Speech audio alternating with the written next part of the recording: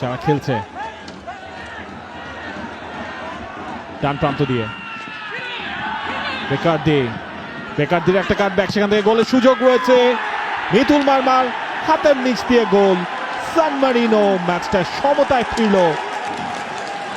এবং এই গোলটা ইট ওয়াজ মেড বাই বেরার্দি। সান মারিনোর উল্লাস, এবং সেই উল্লাসে একজন আবার বাংলাদেশের জার্সিও পরা সান মারিনোর গ্যালারিতে। কি অদ্ভুত! তবে আপাতত মোটেই হাসি তামাশার কিছু নয় বাংলাদেশের জন্য।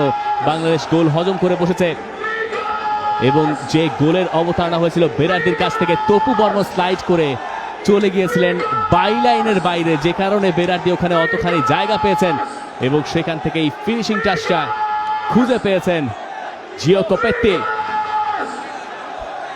এই জায়গাতেই তপু বর্মন বোধহয় ভুলটা করে বসলেন।